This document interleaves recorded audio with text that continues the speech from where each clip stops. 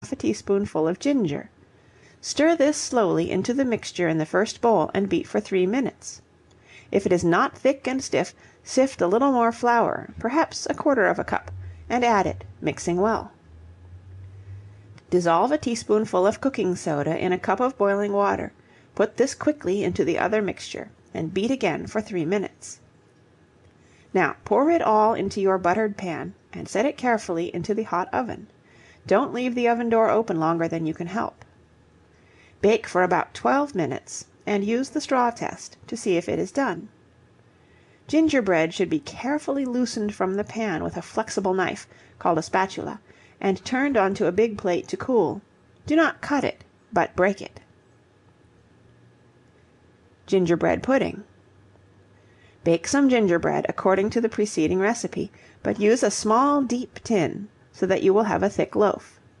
Serve this fresh and hot with a vanilla sauce. The sauce is made as follows. Vanilla sauce. Break an egg into a bowl. Beat it hard with an egg beater. Stir into it 1/2 pint of milk and 1 tablespoonful of sugar. Put into a saucepan and cook over a slow fire, stirring all the time in the same direction. Take it off when it begins to thicken and before it comes to a boil. Add 7 drops of vanilla and stir well. Serve it hot with the gingerbread. Sifting and stirring. Sift your flour before you measure. A wooden stirring spoon's a treasure. Tea Party Biscuit. 1 cup flour, 1 teaspoonful baking powder, 1/2 cup milk or water, 1/4 teaspoonful salt, 4 teaspoonfuls butter or lard, flour sifter, measuring cup, wooden spoon, teaspoons, mixing bowl, flour board and rolling pin, biscuit cutter, baking tin, spatula. Sift some flour into a cup until it is full. Add to this 1 teaspoonful of baking powder and 1/4 teaspoonful of salt. Sift again together into a bowl. Take 4 teaspoonfuls of butter or lard and rub it into your flour with your fingers. There must be no lumps of butter left, but the whole mixture should be dry and crumbly. Butter a shallow baking tin. Get out your flour board and sift a little flour on it. This is to prevent your dough sticking to the board when you roll it out. Sift some on the rolling pin too. After everything is ready, add your 1/2 cup of milk to the flour and mix it in quickly with a spoon. Turn the soft dough onto your board and roll it out with the rolling pin. Always roll the dough away from you. Roll it very lightly, without pressing hard on the rolling pin. When you have a sheet of dough about 1/2 inch thick, cut out round pieces with a cutter. Use one about as large as a napkin ring. Do this quickly. With a spatula, lift the round pieces, carefully so as not to break them, and lay them on the buttered tin. They must not quite touch each other. Bake in a fairly hot oven for 15 minutes. The biscuit must be brown on top and about 1 1/2 inches high when done.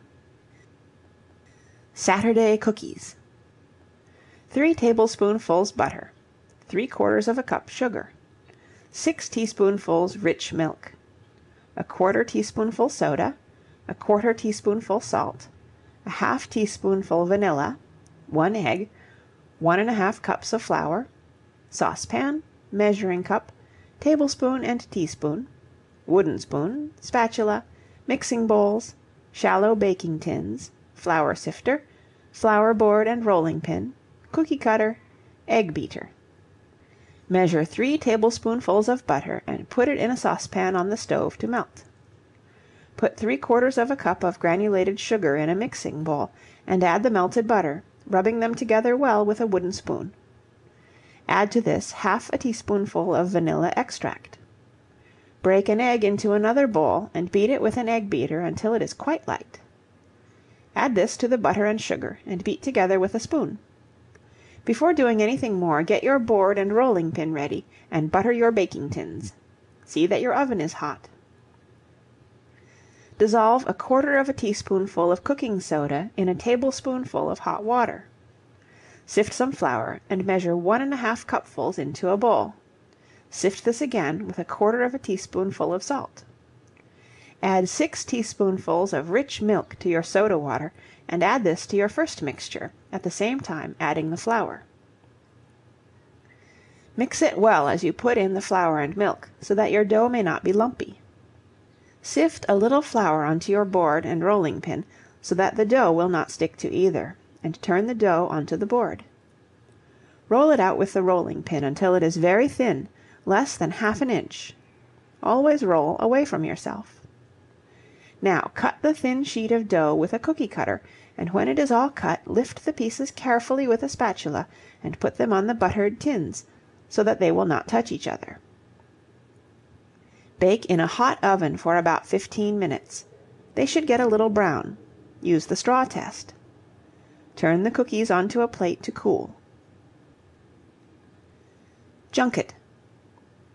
1 quart milk, 2 tablespoonfuls powdered sugar, 1 teaspoonful vanilla extract, 1 tablespoonful liquid rennet, mixing bowl, tablespoon, teaspoon. Put a quart of milk into a mixing bowl and stir into it 2 tablespoonfuls of powdered sugar and 1 teaspoonful of vanilla extract. Measure 1 tablespoonful from a bottle of liquid rennet, which can generally be bought at a drugstore or any large grocery store. Add this to the milk, stir it well, and pour the whole into little glasses or into cups or a glass bowl. Set this in a warm room until the milk has become firm, like custard. Then put it in the ice chest until you are ready to eat it. In summer, do not make it more than 2 hours before you are going to eat it. It can be served with sugar and cream, or with any cold fruit or chocolate sauce. This makes enough for 5 people. Bread and butter rule. Butter your bread before you slice, if you want your sandwich nice. School sandwiches. To make good sandwiches, it is necessary to have bread that is at least a day old, a sharp knife, and soft butter. Soften your butter by putting it in a dish at the back of the stove for a few minutes. Butter your loaf of bread before cutting off each slice, and cut the slices thin. Lay the buttered slices neatly together and trim off the crusts. Various fillings can be used, any kind of cold meat, chopped up fine, cheese, jam, jelly, or slices of hard-boiled egg. You can make a most delicious sandwich out of thin slices of brown bread with a filling of the cottage cheese on page 67. Cottage cheese mixed with a little jam is a delicious filling for white bread sandwiches. A slice of plain cake and a slice of buttered bread together make a very good combination.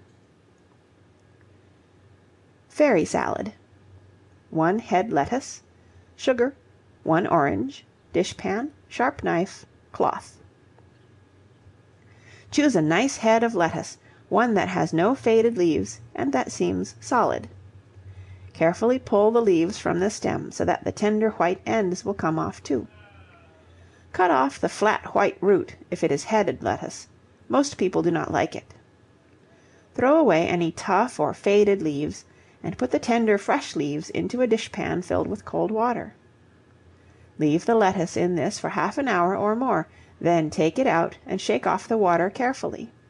Sometimes you may need to use a cloth to dry the leaves. Take an orange, slice it with a sharp knife and cut off the skin. Try not to lose any juice.